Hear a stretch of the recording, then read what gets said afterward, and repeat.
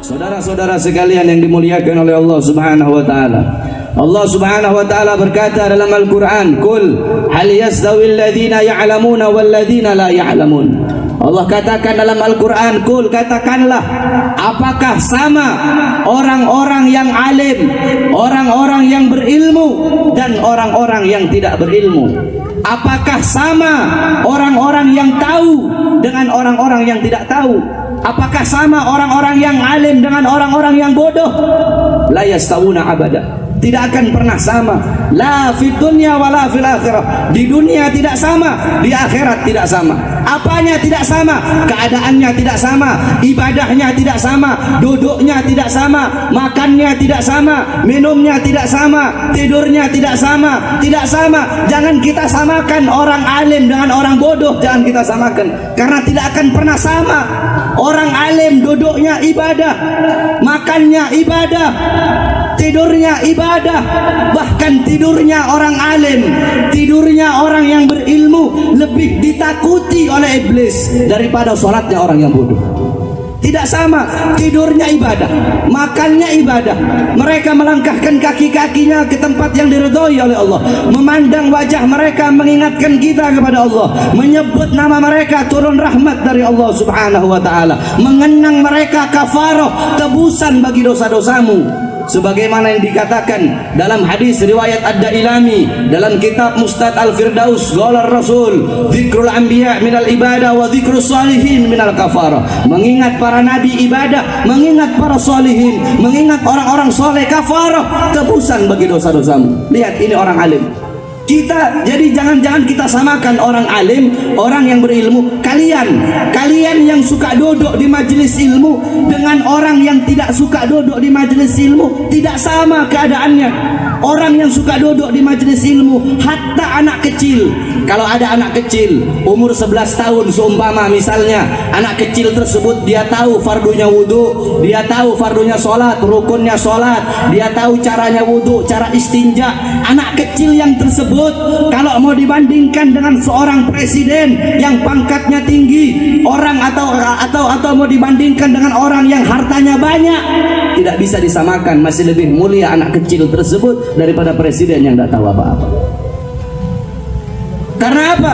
Karena yang menjadikan seseorang itu tua bukan umur, yang menjadikan seseorang mulia bukan umur, yang menjadikan seseorang mulia bukan harta, bukan pangkat, bukan nasab. Apa yang menjadikan seseorang itu mulia di sisi Allah? Ilmu, amal, akhlak. Ini menjadikan seseorang mulia di sisi Allah.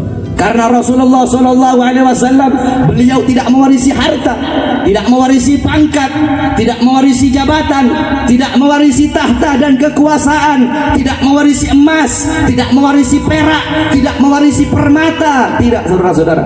Warisan Nabi Muhammad adalah ilmu. Ini warisan Nabi besar Muhammad Sallallahu Alaihi Wasallam. Jadi tidak sama. Orang yang alim duduknya ibadah, tidurnya ibadah, makannya ibadah, melangkahkan kakinya ibadah. Yang dimaksudkan orang alim di sini, tahu maksudnya ya, yang dimaksudkan orang alim di sini bukan hanya sekedar mubaligh, bukan. Kalau mubaligh, kalau dai, kalau menyampaikan ceramah, banyak kita lihat ustadz-ustadz di TV semua bisa ceramah. Tidak semua orang yang bisa ceramah itu dikatakan orang alim, bukan, saudara-saudara. Kalau mubaligh, kalau cuma ngomong, hatta orang bahlul juga bisa ngomong, hatta orang gila bisa ceramah. Yang dimaksudkan alim di sini, dia mengetahui mana hal-hal yang haram, mana hal-hal yang halal, mana baik, mana buruk, mana hak, mana batil. Fuqaha, muhaddis, mufassir, hukama, mereka mengamalkan ilmunya, ikhlas. Kalau ada ustadz atau kiai atau habib, kalau mau diundang ceramah seumpamanya, atau mau ngajar seumpamanya, dia tidak mau. Oh, kalau mau undang saya ceramah harus sekian puluh juta. Ada ustadz, kalau mau undang saya ceramah sekian puluh juta, atau kiai atau habib sekian puluh juta. Itu ustadz bangsat, itu bukan orang alim itu. Kalau ada ustadz atau kiai Mau ngajar, oh kalau mau jemput saya, jemput pakai mobil yang mewah. Saya tidak mau dijemput pakai motor, itu bodoh, bangsat itu. Jadi yang dimaksudkan ulama di sini adalah orang yang betul-betul ikhlas mengamalkan ilmunya, tujuannya Allah, hati mereka. Makanya Allah bilang tidak sama. Orang yang alim, hati mereka bersih dari dunia, bersih dari harta. Mereka tidak cinta dunia, tidak cinta perut, tidak cinta jabatan, tidak cinta tahta, tidak cinta kursi. Yang mereka cinta Allah. Mereka tidak merindukan dunia, tidak merindukan wanita, tidak merindukan perut, tidak merindukan makan. Yang mereka rindukan Allah. La khaufun alaihim walahum yahzanun. Mereka tidak sedih, mereka tidak takut pejabat, tidak takut difitnah, tidak takut di penjara, tidak takut lapar. Ini tidak banyak ustadz-ustadz kiai sekarang kalau ditanya ustadz sehat, kiai sehat, alhamdulillah saya sehat, tapi kantong saya tidak sehat. Bodoh. Kan banyak yang begitu. Ditanya ustadz sehat, kiai sehat, oh kalau saya sehat, tapi kantong saya tidak sehat. Ini bodoh ini. Ini orang alim kalau ada begitu bodoh. Tidak merindukan perut. Siapa yang mereka ikuti? Yang mereka ikuti teladan mereka, uswah mereka, qudwah mereka siapa? Rasulullah SAW. Fa kaifa tad'u ila dunya daruratu man laulahu lam tukhrajid dunya minal adami. Bagaimana mungkin Nabi Muhammad SAW akan tertarik kepada kesenangan dunia, tertarik kepada kemewahan dunia, sedangkan kalau bukan karena Nabi, dunia tidak akan pernah diciptakan oleh Allah. Dunia tidak akan pernah ada dari ketiadaan. Bagaimana Rasulmu cinta dunia? Bagaimana Rasulmu cinta harta? Bagaimana Rasulmu cinta pangkat? Sedangkan dunia ini ada karena Rasul. Alam semesta terselamatkan karena Rasulullah SAW. Orang alim tidak mengejar dunia, tapi dunia yang mengejar mereka, harta yang mengejar mereka, pangkat yang mengejar mereka. Tidak percaya? Al Habib Saleh bin Muhsin Al Hamid Tanggul. Tahu Habib Saleh? Habib Saleh bin Muhsin Al Hamid Tanggul, beliau pernah diundang. Ketika itu As-Sayyid Alwi Al-Maliki, Al-Habib Alwi, abahnya Habib Muhammad Al-Maliki, abahnya Abuya Maliki, abahnya Habib Muhammad yaitu Habib Alwi. Ketika beliau masih menjadi penasehat kerajaan Saudi, ketika itu anaknya Raja Saudi itu, maaf, nggak ada kemaluan belakang. Jadi kalau buang air besar itu lewat apa ini? Lewat pinggang. Jadi nggak ada luka apa dari lahir, cacat dari lahir. Akhirnya berobat kemana-mana tidak sembuh. Akhirnya kata Habib Alwi, ada satu Habib keramat di Indonesia, Habib Saleh bin Muhsin Al Hamid Tanggul. Undang beliau. Diundang Habib Saleh bin Muhsin Al Hamid. Ketika Habib Saleh bin Muhsin Al Hamid diundang, ketika sampai di sana raja bikin jamuan yang besar. Raja bikin jamuan yang besar. Akhirnya Habib Saleh datang. Ketika Habib Saleh datang berjumpa dengan Habib Alwi Al-Maliki, ngobrol-ngobrol, Habib Saleh bilang, "Ayo." Ketika itu setelah Habib Saleh datang, anaknya raja itu lagi duduk di kursi. Ditepuk belakangnya sama Habib Saleh. "Bekhair ente, insyaallah bekhair ente." Sudah Habib Saleh bilang sama Habib Alwi, "Alwi, ayo sudah kita pulang, buat apa lama-lama di sini? Ayo sudah, anak pengen pergi ke tempatnya ente." Raja bilang begini, "Ya Sayyid Alwi, ini yang ente bilang keramat. Kok baru datang, wala salam, wala kalam, wala apa, wala ngobatin, wala apa. Kok tahu-tahu langsung mau pergi aja. Masa ini yang dibilang Habib keramat?" Tiba-tiba anaknya raja teriak-teriak, "Allahu Akbar, Allahu Akbar." Ininya ketutup. Lubang di pinggangnya ini ketutup, dan lubang kemaluan belakangnya, lubang duburnya tiba-tiba keluar dengan izin Allah Subhanahu wa taala. Akhirnya dia ingat-ingat, "Oh, tadi saya ditepuk-tepuk sama Habib Saleh." Akhirnya raja sangat senang, baru raja percaya akan keramatnya Habib Saleh. Akhirnya raja bilang begini, "Habib, ini ada uang emas 1 peti Habib. Saya mau kasih buat Habib." Apa kata Habib Saleh? "Raja, simpen ente punya uang. Ana lebih kaya dari ente." Kata Habib Saleh bin Muhsin Al Hamid, "Simpan ente punya uang. Ana lebih kaya dari ente. Kalau bisa ana yang kasih ente." Akhirnya sama Habib Alwi dibisikin, "Habib Saleh, di Hadramut kita punya keluarga banyak yang susah. Ambil saja, terus bagi-bagikan di Hadramut." Makanya di Hadramut Habib Saleh terkenal habaib paling kaya di Indonesia. Padahal enggak. Kenapa? Karena uang yang dikasih raja itu dibagi-bagikan di Hadramut. Hadza min Saleh Tanggul, min Saleh Tanggul. Akhirnya raja kasih tawaran lagi, "Habib, saya punya anak perempuan. Kalau Habib mau, Habib nikah sama saya punya anak perempuan. Saya kasih Habib kedudukan yang tinggi di sini, Habib." Apa kata beliau? "Raja, saya punya Syarifah di rumah lagi nunggu. Saya tidak butuh nikah dan saya tidak butuh jabatan dari ente. Ana udah punya jabatan di sisi Allah Subhanahu wa taala. Lihat, ini ulama. Ini ulama. Oh, kalau sekarang ustadz sekarang, kiai sekarang, habib sekarang diundang di pemerintah, oh paling senang mereka. Senang. Dan berapa banyak orang-orang yang mengatakan alim zaman sekarang tetapi mendiamkan, tetapi mereka diam akan kezaliman pemerintah. Makanya Al-Imam Ghazali, beliau berkata dalam kitab Ihya Ulumuddin, Imam Ghazali bilang, wahai para ulama, hei para ulama, jangan kalian terima sesuatu apapun yang datangnya dari pejabat yang zalim. Jangan kau terima.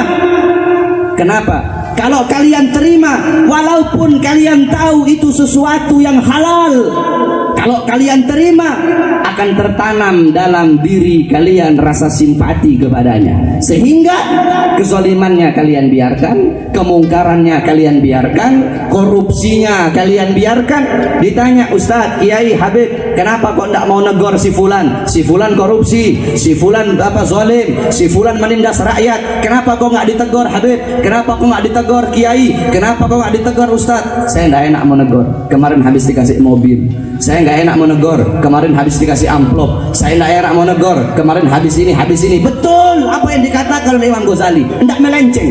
Karena para habaib, Thariqah Ba'alawi, zahiruha Ghazaliyah, wa batinuha Syadiliyah. Madhab Syafi'i, akidah Asy'ari Maturidi. Habaib selalu sejalan dengan kitab Ihya Ulumuddin Al-Imam Ghazali. Imam Ghazali bilang seperti itu. Coba bayangkan saudara-saudara. Dan diteruskan sama Imam Ghazali, pejabat yang zalim jangan kalian doakan panjang umur. Kalau kalian doakan panjang umur, berarti kalian ridho mereka berbuat kerusakan di muka bumi ya Allah Subhanahu wa taala. Sebaik-baiknya pejabat yang mendatangi ulama, dan seburuk-buruknya ulama yang mendatangi pejabat. Ulama yang cari muka di hadapan pejabat, ulama yang jadi penjilat pejabat. Ini seburuk-buruknya ulama, saudara-saudara. Sehingga mendiamkan kezaliman pejabat, mendiamkan kemungkaran pejabat. Kenapa? Kalau ada yang seperti ini, tujuannya perut, tujuannya kursi. Coba kita lihat saudara-saudara, Jakarta mayoritas habaib, mayoritas muslim, banyak kiai, banyak ustadz, banyak orang alim, banyak majelis-majelis taklim, majelis taklim apa aja ada di Jakarta. Bendera-bendera majelis menjulang tinggi di bawah langit Jakarta. Semua bendera majelis taklim manapun ada di bawah langit Jakarta. Tetapi siapa yang jadi gubernur? Siapa yang jadi gubernur? Kenapa saudara-saudara? Karena ulamanya lebih cinta dunia, umatnya lebih cinta dunia, ulamanya bisa dibeli. NU dan Muhammadiyah sekarang paling banyak. NU dan Muhammadiyah, NU dulu sama NU sekarang beda. Muhammadiyah dulu sama Muhammadiyah sekarang beda. NU sekarang, kalau NU-nya yang menang, NU yang menang, bukan Islamnya yang menang. Muhammadiyahnya juga begitu. Kalau Muhammadiyahnya menang, Muhammadiyahnya yang menang, bukan Islamnya yang menang. Berapa banyak partai-partai Islam? PKB, P3, dan lain-lainnya, PKS. Cuma Islam dibikin cover saja, dibikin wadah saja, tapi tujuannya perut, bukan untuk mensejahterakan Islam, bukan untuk memakmurkan Islam, tetapi memakmurkan diri sendiri, mensejahterakan diri sendiri. Saudara-saudara, jadi ingat, dikatakan oleh Allah tidak akan sama. Orang alim tidak sama. Jadi yang dimaksudkan alim di sini adalah orang yang benar-benar berilmu dan tujuannya itu Allah, bukan tujuan perut dan bukan tujuan kursi, saudara-saudara. Kemudian diteruskan, jadi tidak akan sama. Orang-orang yang alim dengan orang-orang yang bodoh tidak sama. Nah, kemudian memandang wajahnya orang alim, memandang wajah orang alim, turun rahmat dari Allah Subhanahu wa taala. Di zamannya Syekh Abu Yazid Al-Bustami, ketika itu sedang ditimpa musim kemarau. Jadi beberapa penduduk desa mereka sholat istisqa minta hujan. Berkali-kali mereka sholat tapi tidak turun-turun hujan. Akhirnya datang seorang anak muda. Anak muda itu mengangkat tangan dan dia berkata, ya Rabb, bihaqqi ma fi ra'si inzil matar. Ya Allah, demi hak yang ada dalam kepalaku, turunkan hujan ya Allah. Tiba-tiba turun hujan, saudara-saudara. Nah, ini penduduk ini orang-orang yang sholat tadi datang, ini anak muda, dan mereka bilang, wahai anak muda, kami berkali-kali sholat tapi tidak turun hujan. Engkau sekali engkau berdoa membawa hak yang ada dalam kepalamu, tiba-tiba Allah turunkan hujan. Memangnya ada apa dalam kepalamu? Dikatakan oleh anak muda tersebut, di dalam kepalaku ada kedua bola mata, yang dimana kedua bola mata ini pernah aku gunakan untuk memandang wajahnya orang alim, yaitu Syekh Abu Yazid Al-Bustami. Makanya karena kedua mataku yang pernah memandang wajah beliau, aku bawa kedua mata ini menghadap Allah dengan harapan agar Allah menerima doaku. Dan Allah pun menerima doa seseorang yang membawa hak kedua matanya yang pernah memandang wajah orang alim. Saudara-saudara, ini coba memandang wajah orang alim tidak sama dengan kita memandang wajahnya orang bodoh. Nah, apa yang dimaksudkan orang bodoh? Dikatakan oleh Habib Abdullah bin Alwi Al-Haddad Qutbil Irsyad wa Gauzul Ibad, sesungguhnya orang-orang yang bodoh adalah mereka orang-orang yang dimana Allah yang dimana Rasulullah menggolongkan mereka di dalam kategori mal'un, yang dimana dalam hadis Rasulullah berkata, ad-dunya mal'un, dunia ini terkutuk, dunia ini sesat, dunia ini biadab, dunia ini hina, wa ma fiha, dan hal-hal yang ada di dalamnya, illa zikrullah, kecuali orang-orang yang mengingat Allah, orang-orang yang berzikir kepada Allah, orang-orang yang lidahnya basah dengan Al-Quran, yang lidahnya basah dengan zikir, dengan tahlil, dengan tahmid, dengan tasbih, dengan salawat, dengan tamjid, dengan takbir, orang-orang yang menghubungkan hatinya kepada Allah, yang merindukan Allah, yang mencintai Allah, yang takut kepada Allah, yang selalu menangis mengingat dosa, yang selalu menangis karena takut kepada Allah, yang bertakwa, yang sujud, yang bertekuk lutut, yang menghidupkan malam-malamnya untuk beribadah kepada Allah, yang menghidupkan sunnah-sunnah Rasulullah, wa aliman, dan orang-orang yang berilmu, wa muta'alliman, dan orang-orang yang suka duduk di majelis-majelis ilmu. Cuma ini golongan yang mulia. Orang bodoh selain daripada apa yang saya sebutkan tadi, itu yang dimaksudkan orang-orang yang bodoh, orang-orang yang bermaksiat, orang-orang yang berbuat dosa. Jadi kalau kita melihat bodoh di sini, bukan bodoh dalam urusan dunia, saudara-saudara, tetapi bodoh dalam urusan akhirat. Walaupun dalam urusan dunia gelarnya doktor, dalam urusan dunia gelarnya profesor, dalam urusan dunia gelarnya insinyur, kuliah sampai S7, gelarnya doktor, gelarnya profesor, pangkatnya tinggi dalam hal keduniaan, tetapi bodoh dalam al-akhirat, mereka termasuk dalam mal'un. Hatta doktor, hatta profesor, hatta presiden sekalipun. Coba nanti kamu tanya, kalian nanti kalau ketemu sama presiden, sama Jokowi, atau sama Kapolri, atau sama siapapun, kalau kalian mungkin tanya masalah dunia, mereka faham. Coba kalian bedakan, kalau nanti kalian tanya sama presiden, syarat sah istinja dengan batu itu ada berapa dan apa saja, tanya kepada mereka dan tanya kepada santri-santri yang kecil yang berada di pondok-pondok pesantren manapun, siapa yang bisa jawab? Pasti santri-santri yang kecil itu yang bisa jawab, mau dibandingkan dengan seorang presiden yang bodoh dalam urusan akhirat, saudara-saudara. Jadi siapapun bodoh di sini bukan berarti bodoh dalam urusan akhirat, hatta miskin. Tapi kalau dia mengerti dalam urusan agama, mengamalkan ilmunya, mereka termasuk dalam orang-orang yang dimuliakan oleh Allah Subhanahu wa taala. Jadi tidak akan pernah sama. Nah, sebaliknya, kalau orang alim tadi, mereka tidak takut lapar, mereka tidak takut sedih, mereka tidak takut kelaparan, mereka tidak takut apapun. Yang mereka takutkan Allah, yang mereka bersedih kalau Allah tidak memandang mereka. Sebaliknya, orang-orang yang bodoh setiap hari sibuk dengan urusan dunia, sibuk dengan urusan harta, sibuk dengan urusan pangkat, sibuk melayani dunia. Apalagi sekarang lagi musim batu. Sekarang lagi musim batu. Orang di mana-mana sibuk gosok batu. Duhurnya hilang, asarnya hilang, maghribnya hilang, isaknya lalai. Dari subuh ketemu subuh gosok batu terus. Kasihan saudara-saudara, diperbudak sama sebongkah batu, dibikin lalai saudara-saudara. Ini batu itu hukumnya sunnah, kita pakai batu, tetapi jangan sampai membuat kita lalai. Ini ndak, orang pakai batu, 5 jarinya dipakein batu, jempol dikasih pakai batu, telunjuk dikasih pakai batu, jari tengah dikasih pakai batu. Sunnah itu jari manis sama kelingking, ini ndak, 5-5-nya dikasih batu. Sibuk gosok batu, pagi, siang, sore, malam gosok batu, diperbudak sama sebongkah batu, saudara-saudara, sehingga lalai. Zuhur lewat, asar lewat, mengabaikan perintah azan, mengabaikan perintah sholat cuma demi sebongkah batu, diperbudak sama batu, yang dia tuhankan batu. Bukan cuma itu, bukan cuma tukang batu. Begitupun yang berbisnis sibuk dengan bisnisnya, yang berdagang sibuk dengan dagangannya, sehingga mereka lalai. Saudara-saudara, Allah tidak menghalangi kalian mau cari dunia. Carilah dunia sesuka hatimu, tetapi jangan dunia itu membuat kalian lalai. Jangan sampai dunia itu membuat kalian lupa. Jangan sampai dunia membuat kalian jauh dari Allah. Tuba liman kana targud dunya qabla an tarakta wa bana qabrahu qabla an yadkhula wa arda rabbahu qabla an yalqa. Sungguh beruntung bagi orang-orang yang meninggalkan dunia sebelum dunia yang meninggalkannya. Sungguh beruntung bagi orang-orang yang membangun kuburnya sebelum mereka memasukinya. Sungguh beruntung orang-orang yang ridha kepada Tuhannya sebelum mereka berjumpa kepada Allah. Apa maksudnya meninggalkan dunia sebelum dunia yang meninggalkan kita?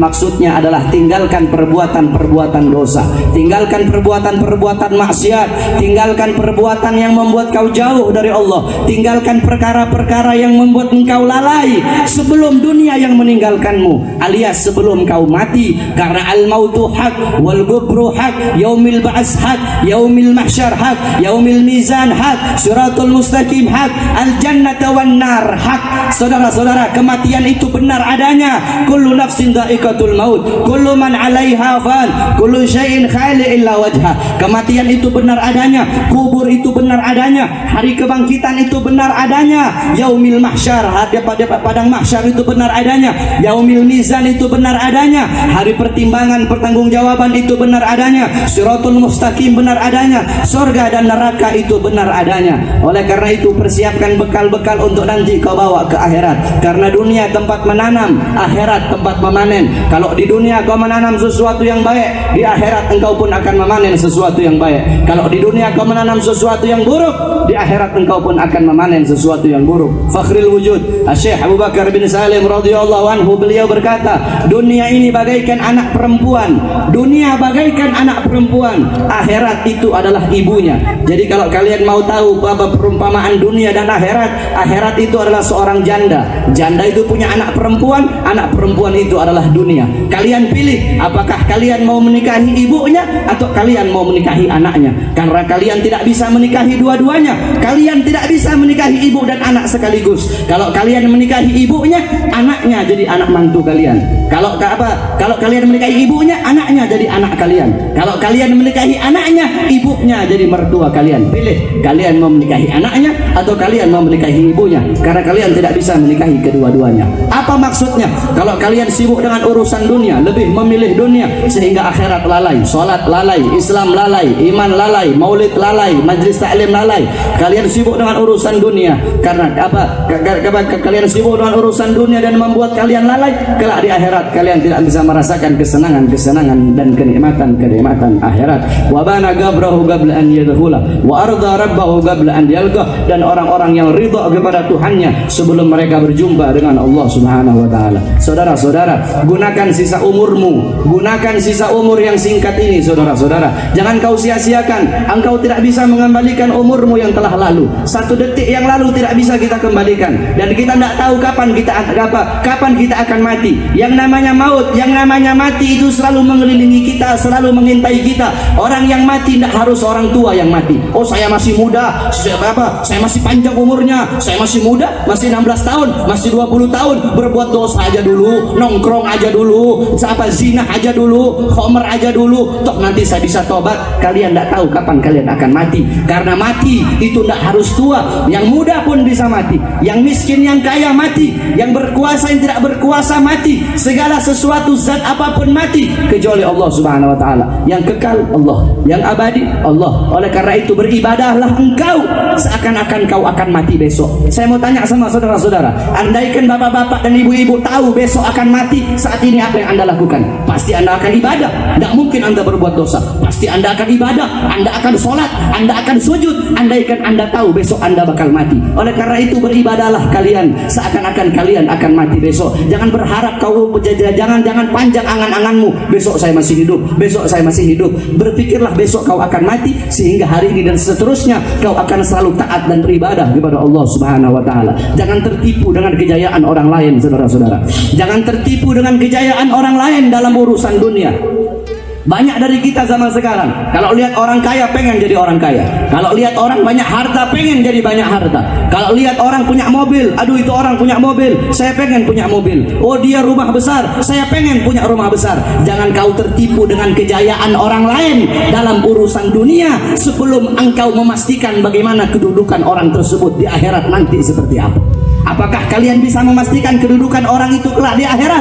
Kalian tidak bisa memastikan, karena hakikat kejayaan, hakikat kemakmuran bukan kejayaan dunia, bukan kemakmuran dunia, tetapi kejayaan di akhirat. Dan kemakmuran di akhirat ini adalah para ulama, yang dimana mereka meninggalkan urusan-urusan dunia sehingga dunia mencari mereka. Karena dunia itu bagaikan bayangan, kalau kau kejar dunia kau tidak bakal dapat itu bayangan. Bisa kau mengejar bayanganmu? Tidak bisa, saudara-saudara. Tetapi ulama, mereka menjadikan dunia itu sebagai bayangannya, dan mereka tidak mengejar, mereka biarkan sehingga bayangan yang mengikuti setiap mereka berjalan kemanapun, dunia yang mengikuti mereka, dunia yang melayani mereka, harta melayani mereka, pangkat yang melayani mereka. Saudara-saudara, kalau kalian melayani dunia sehingga apa? Dunia itu akan bikin kalian susah, dunia itu akan bikin kalian siksa. Sebaliknya, kalau kalian melayani Allah, dunia melayani kalian, harta yang melayani kalian. Oleh karena itu ikutilah para ulama, karena mereka adalah sebaik-baiknya teladan, sebaik-baiknya pedoman.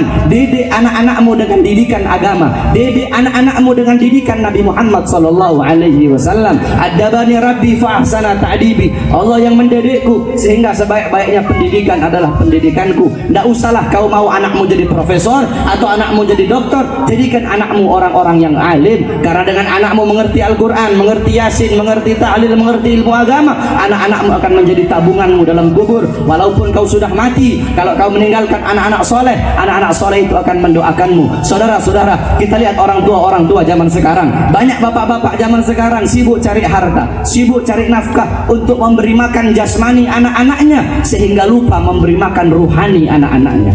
Kita sibuk ngasih makan jasmani anak-anak kita, tetapi kita lupa memberi makan ruhani, memberi makan jiwa dan hati anak-anak kita. Makanan jiwa, makanan hati bagi anak-anak kita adalah ilmu. Hati 3 hari tidak kena ilmu, hati mati. Maka tanyakan kepada diri kalian, wahai bapak-bapak, telah berapa tahun kalian mematikan hati anak-anak kalian? Ibu-ibu zaman sekarang sibuk dengan urusan dandannya, sibuk dengan urusan make upnya. Mereka tahu di mana letak kasurnya, di mana letak lemarinya, di mana letak dapurnya, tapi mereka tidak tahu di mana letak anak perempuannya ketika malam. Coba kita lihat anak-anak Islam kita zaman sekarang, apalagi di Indonesia, yang paling banyak berzina, yang paling banyak berbuat dosa, yang paling banyak mabok-mabokan, yang mencuri, yang merampok, yang membuka aurat. Bahkan saudara-saudara, ketika hari-hari besarnya orang Kristen, ketika hari-hari besarnya orang Yahudi, salah satunya contohnya Valentine. Ketika hari Valentine, yang paling banyak merayakan kematian seorang Yahudi bukanlah orang Yahudi di Indonesia. Yang paling banyak merayakan kematiannya seorang Yahudi hari Valentine bukanlah orang Nasrani, bukanlah orang Hindu, bukanlah orang Buddha yang paling banyak merayakan Valentine, tetapi abna'il muslimin, anak-anak muslim yang paling banyak merayakan Valentine, yang paling banyak berzina, yang paling banyak merampok, yang paling banyak mencuri, yang paling banyak di jalanan, yang mengemis, yang segala macam. Kenapa saudara-saudara? Karena kita sebagai orang tua tidak pernah mendidik anak-anak kita dengan didikan agama, dengan didikan Nabi Muhammad SAW. Jangan kau heran kenapa anak-anakmu melotot di hadapanmu, kenapa anak-anakmu membantah perintahmu, membangkang. Kenapa anak-anak kalian kalau salim, kalau cium tangan di pipi, kalau cium tangan di dahi? Kenapa? Salahnya kalian tidak pernah mendidik anak-anak kalian dengan didikan Nabi Muhammad. Coba nanti bapak-bapak, kalau bapak-bapak ibu-ibu pulang ke rumah, tanyakan kepada anak-anak ibu yang sekolah SD atau SMP atau SMA atau bahkan kuliah. Tanya kepada mereka tentang ilmu agama. Rukun wudhu, apa yang kecil-kecil aja lah. Fardu wudhu, tanda-tanda balik. Kalau mereka tidak tahu, bapak dan ibu telah gagal mendidik anak-anaknya walaupun pangkatnya profesor. Oleh karena itu, didik anak-anak kalian untuk menjadi pewaris Nabi besar Muhammad sallallahu alaihi wasallam. Jadi ingat ya, tidak akan pernah sama orang-orang alim dengan orang-orang yang tidak alim. Dan dikatakan oleh Habib Abdullah bin Alwi al-Haddad, wa'alam anna al-ilm yarfa'ul wadi wal jahlu yunzilur rafi, faman syarufa nasabuhu Sekali lagi, faman syarufa nasabuhu wa azlama bil jahli hasabuh. Barang siapa orang yang mulia nasabnya, mulia garis keturunannya, wa azlama bil jahli hasabuh, akan tetapi dia tersesat di dalam kebodohan, amaliyahnya bodoh, tidak tahu ilmu agama, tidak tahu datuk-datuknya, tidak berilmu seperti datuk-datuknya, tidak beramal seperti datuk-datuknya, tidak ikhlas seperti datuk-datuknya. Wa wudi'a magamu mahal juhal, makomnya tidak bisa disamakan dengan datuk-datuknya, makomnya disamakan bersama orang-orang yang bodoh. Seumpama ada orang alim, bapaknya alim, kakeknya alim, kakek-kakeknya alim, terus alim, tetapi dia tidak alim, tetapi dia menyimpang, dia tidak alim, dia tidak beramal, dia tidak ikhlas, dia sibuk berbuat dosa. Tidak bisa kita mengatakan dia orang alim walaupun bapak-bapaknya alim. Tidak bisa kita mengatakan dia ahli ibadah walaupun bapak-bapaknya ahli ibadah. Tidak bisa kita mengatakan dia warok walaupun bapak-bapaknya warok. Tidak bisa kita katakan dia soleh walaupun bapak-bapaknya soleh. Bapak-bapaknya soleh tapi dia tidak soleh, dia tidak alim, tidak beramal, dianya bodoh, tenggelam dalam lautan maksiat. Magamuhu ma'al juhal, makomnya disandingkan dengan orang-orang yang bodoh. Al-Imam Ali Zainal Abidin As-Sajjad pernah datang satu murid beliau berkata, "Ya Imam, ma hadzal baka?" Beliau menangis. Sayyidina Ali Zainal Abidin menangis. Ditanya, "Ya Imam, ma hadzal baka?" Tangisan apa ini? Kenapa kau menangis? Anta min ahlil baitir rasul, engkau bagian daripada ahlul bait. Qala Allah innama yuridullah liyudhiba ankumur rijsa ahlal bait wa yutahhirukum tathira. Allah hendak mensucikan diri kalian dengan sesuci-sucinya wahai ahlul bait, mengeluarkan kotoran dan mensucikan kalian dengan sesuci-sucinya. Wa anta min ahlil baitir rasul, engkau bagian daripada ahlul bait rasul. Apa yang masih kau takutkan? Apa yang masih kau sedihkan? Apa kata Sayyidina Ali Zainal Abidin? Celaka engkau berkata seperti itu. Inna Allaha khalaqal jannah liman ata'ahu walau kana 'abidan habasyian, wa khalaqallahu an-nar liman asa'ahu walau kana malikan qurasyian. Sesungguhnya Allah menciptakan neraka, Allah menciptakan sorga, Allah menciptakan sorga bagi hamba-hamba yang taat kepadanya sekalipun dari golongan budak-budak Habasyah. Dan sesungguhnya Allah menciptakan neraka bagi hamba-hamba yang tidak taat sekalipun dari golongan pembesar-pembesar Quraisy. Lihatlah bagaimana takutnya Sayyidina Ali Zainal Abidin kepada Allah Subhanahu wa taala. Beliau tidak menyombongkan ana dzurriyyah Rasul, ana dzurriyyah Rasul, ana ibn Husain wa Husain ibn Ali wa ibnu Fatimah wa Fatimah binti Rasul. Tidak seperti itu saudara-saudara. Akan tetapi beliau selalu takut kepada Allah. Semakin bertambah ketakwaan, semakin beliau takut kepada Allah. Siapa yang beliau ikuti? Rasulullah SAW. Sayyidina Ali Zainal Abidin As-Sajjad yang selalu bersujud, ilmunya banyak, tapi beliau tidak sombong dengan ilmunya. Beliau pakai sorban, pakai imamah, tapi beliau tidak sombong dengan imamahnya, tidak sombong dengan sorbannya, saudara-saudara. Siapa yang beliau ikuti? Rasulullah SAW. Bagaimana takutnya Rasulullah? Ini Rasulullah. Bagaimana takutnya Rasul? Ya man lam yanama tulal layali min khafin naris sa'ir. Seorang manusia yang jarang tidur sepanjang malam, takut kepada neraka sairnya Allah. Hadirin, Rasulullah maksum. Rasulullah khairu khalqillah, khairil wafa wa bahras safa. Rasulullah makhluk paling mulia, makhluk paling sempurna, makhluk paling suci. Tetapi bagaimana Rasul? Oh, saya Rasulullah, saya makhluk paling mulia, nggak usah saya sholat, saya pasti masuk surga. Rasulullah tidak begitu, saudara-saudara. Rasulullah makhluk paling mulia, yang dimana surga bukan Rasulullah ini bukan pasti masuk surga, bukan. Tapi Rasulullah, surga Allah ciptakan untuk Rasul, bukan hanya pasti masuk surga. Surga itu Allah ciptakan untuk Nabi. Surga Allah ciptakan untuk Nabi Muhammad. Tapi bagaimana beliau? Apakah beliau berfoya-foya? Tidak usah sholat, toh pasti masuk surga? Tidak, saudara-saudara. Sholat sampai kakinya bengkak, sholat sampai kakinya keluar nanah, menangis takut kepada Allah. Padahal surga untuk beliau. Beliau pemimpin surga. Kita siapa? Apakah kita telah diberi jaminan surga? Hah? Kita sudah diberi jaminan surga, kok hidup tenang, tidak sholat, tidak puasa, tidak duduk di majelis ilmu, maksiat tiap hari. Kita siapa? Ibadah kita lebih hebat dari Rasul, sholat kita lebih banyak dari Rasul. Rasul saja takut kepada Allah. Kita siapa? Kok tidak punya rasa takut kepada Allah? Rasulullah menangis takut kepada neraka. Kita siapa kok tidak punya rasa takut kepada Allah? Rasulullah SAW diriwayatkan suatu waktu ketika beliau sedang sholat. Ketika Rasulullah sedang sholat, Allah bukakan bagi beliau, Allah bukakan dari pandangan mata kasar beliau, Allah bukakan hal-hal yang batin, yaitu surga dan neraka, saudara-saudara. Ketika beliau sedang sholat, tiba-tiba Rasulullah menjulurkan tangannya. Beliau menjulurkan tangannya seperti ingin mengambil sesuatu. Kemudian tidak lama kemudian beliau mundur seperti ketakutan. Setelah beliau mundur, beliau berkata, wa ana minhum. Baru selesai itu, baru selesai sholat, assalamualaikum warahmatullah, assalamualaikum warahmatullah. Baru Rasulullah ditanya oleh para sahabat, ya Rasulullah, pertama engkau menjulurkan tanganmu, kemudian engkau mundur dan engkau berkata wa ana minhum, apakah aku ada di situ? Ada apa ini ya Rasulullah? Rasulullah pun bersabda, Allah bukakan bagiku akan surga dan neraka.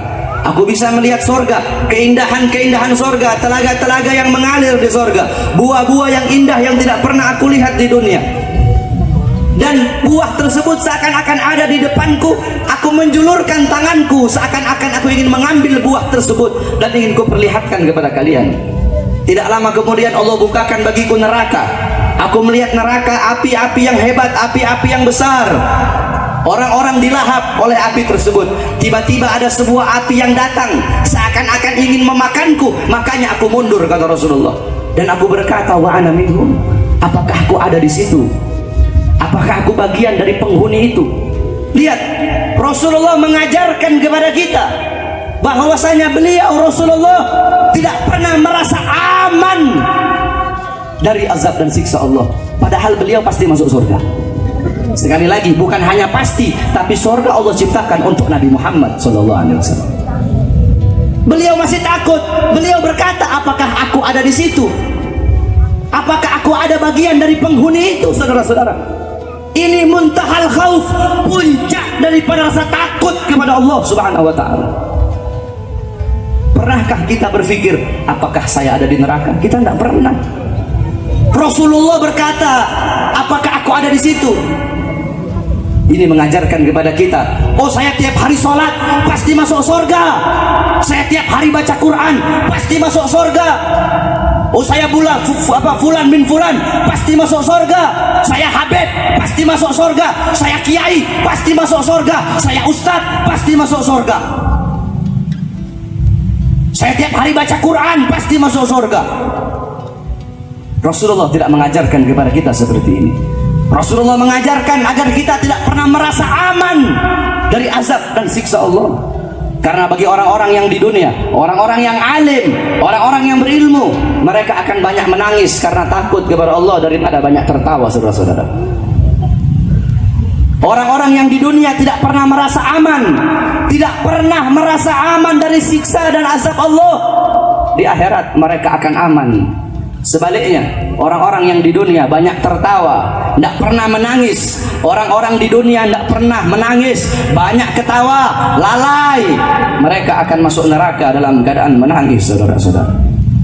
Oleh karena itu, ikutilah para ulama, ilmu beliau, ibadah beliau, khauf, rasa takutnya beliau-beliau kepada Allah Subhanahu wa ta'ala. Ikutilah beliau-beliau, jadikan beliau-beliau sebagai teladanmu. Jadilah kita semua orang-orang yang alim agar mendapatkan berkah, mendapatkan barokah. Apa itu barokah? Barokah bukan bertambahnya umur, bukan bertambahnya harta, bukan bertambah cantik, bertambah tampan, bukan. Al barokah tuzidukum fit ta'ah. Barokah bertambahnya ketaatan kalian kepada Allah Subhanahu wa ta'ala. Ini adalah barokah. Jadi yang terakhir saudara-saudara, ikuti para ulama, ikuti beliau-beliau. Di sini banyak para habaib, cintai beliau-beliau, cintai para habaib, para dzurriyyah Rasulullah sallallahu alaihi wasallam. Karena galar Rasul sallallahu alaihi wasallam, an-nujumu amanu li ahli sama wa ahli baiti amanu li ahli al-ard. Bintang-bintang di langit itu pengaman bagi penduduk bumi, sedangkan para habaib, para dzurriyyahku, ahli baitku, mereka pengaman bagi orang-orang bumi. Saudara-saudara yang dimuliakan oleh Allah Subhanahu wa taala, berkat beliau-beliau Syekh Bakar bin Salim Fakhrul Wujud, apalagi di Indonesia khususnya Jakarta, ada Habib Husain bin Abu Bakar Lidrus luar Batang, Habib Ali bin Abdurrahman Al-Habsyi Kuitang, Habib Ali bin Husain Al-Attas, Habib Salim bin Ahmad bin Jindan, Habib Umar bin Hud Al-Attas. Banyak para habaib, para makam-makam kiai, makam-makam para ustadz, dan orang-orang yang masih hidup, para habaib yang masih hidup, kiai, orang-orang yang takut kepada Allah. Berkat tangisan mereka, berkat rasa takutnya mereka kepada Allah, hujan masih turun dari langit. Kalau bukan karena beliau-beliau, hujan tidak mau turun. Kalau bukan karena beliau-beliau, bumi gersang. Bumi tidak akan menumbuhkan tumbuhan dan buah-buahan untuk kita. Kalau bukan karena beliau-beliau, orang-orang yang banyak menangis karena takut kepada Allah. Itu keramat mereka yang paling besar. Kamu mau tahu keramat wali yang paling besar? Keramatnya kata Habib Ali bin Muhammad Al-Habsyi. Gal Imam Habib Ali bin Muhammad Al-Habsyi, keramat seorang wali paling besar bukan ketika dia bisa terbang. Kalau wali bisa terbang, burung juga bisa terbang. Keramat seorang wali yang paling besar, rasa takutnya kepada Allah, taatnya kepada Allah, ibadahnya kepada Allah. Ini keramat wali yang paling besar, kata Habib Ali bin Muhammad Al-Habsyi. Oleh karena itu cintai beliau-beliau, para habaib kita. Allah berkata dalam Al-Quran, Qul la as'alukum alaihi ajran illa mawaddata fil quraba. Katakanlah wahai Muhammad, kau nak minta balasan apa-apa dari umatmu. Engkau berjuang, mengabar apa? Engkau bawa agama Islam. Engkau mengajarkan tauhid, mengajarkan Islam, salat dan lain-lainnya, mengorbankan jiwa, nyawa, darahmu. Kau nak minta balasan apa-apa dari umat, illa kecuali satu yang kau minta, mawaddata fil quraba, kecintaan umatmu terhadap quraba, terhadap para habaib, terhadap para ahli bait, terhadap para dzurriyyah Rasulullah sallallahu alaihi wasallam. Cuma ini yang Rasul minta, dan itu pun atas permintaan Allah. Rasul berkata, ahli baiti kasafinatin Nuh, keluargaku, anak cucuku bagaikan perahu Nabi Allah Nuh. Siapa yang naik selamat, yang tidak naik tidak akan selamat. Hatta anaknya Nabi Nuh sendiri tidak selamat. Oleh karena itu cintai para habaib. Di sini banyak para habaib, cintai mereka. Cinta bukan